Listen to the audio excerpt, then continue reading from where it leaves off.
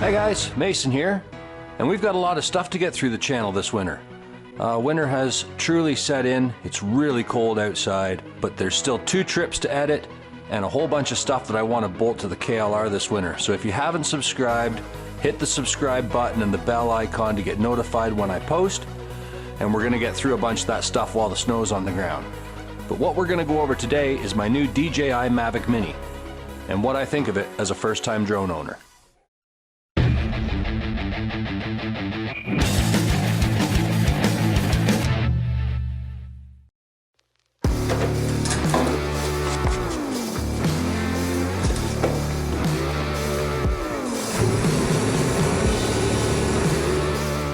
All right, so if you guys saw last week's video, this won't come as a surprise to you.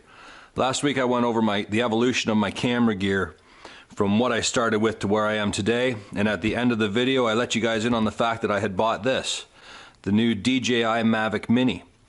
Now this is my first drone. I think I would have had one sooner if they had been a little bit more affordable. Drones up until now have actually been quite expensive, but this one comes in at $399 for the drone and $499 for the Fly More combo, which gets you a whole bunch of extra stuff, which I think as a beginner you need. Maybe if you're more advanced and own other drones, maybe the Fly More combo isn't necessary for you. But for me, as we ride out and about, having the ability to have extra batteries and stuff like that is a really good idea. Okay, so let's have a look at what came in the kit. First of all, you get the drone. 249 grams, extremely light. That's with the battery in it. Very small, very portable. Do I have my phone? I do. As you can see, very small form factor. And that's a great thing for those of us that are about to carry it around on a motorcycle. Came with the case, the drone, the battery charger, 3 batteries, one of which is in the drone, controller, spare propellers, extra plugs, 2 USB cables, and a charging block. Everything fits nicely into the case. It's perfect for carrying it around this time of year when I'm going out just to test fly it and that sort of thing. But in the summertime I'll likely break this down, pack everything away a little bit differently on the bike. Still have to figure out how that's going to work, but that's for later. Right now what I'm trying to do is figure out exactly how many ways I can use this. And it really is versatile. The 3-axis gimbal on it is a plus for those of us that are about to go vlogging with it.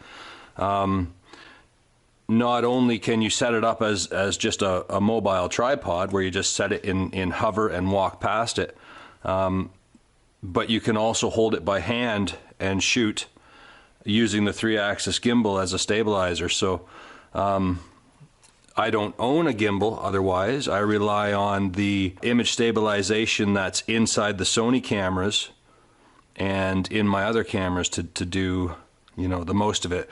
A gimbal's something that I just don't have room for on the bike to carry around.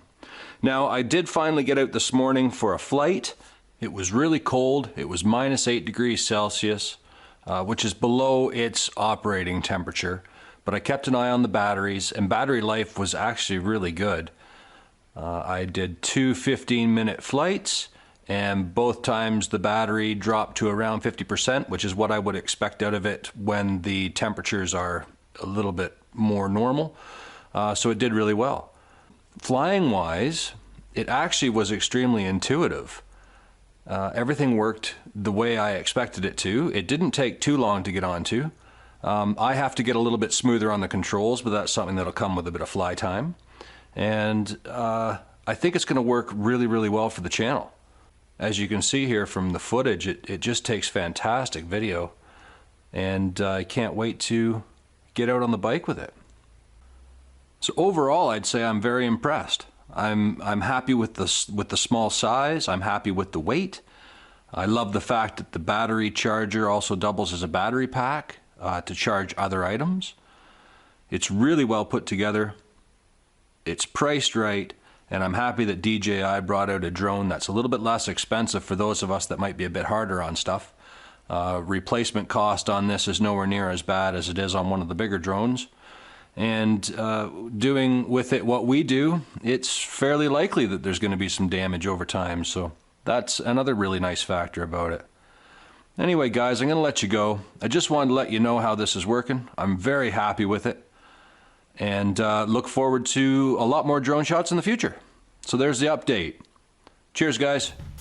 Ride safe if you're still riding, and I'll catch you on the next one. Bye for now.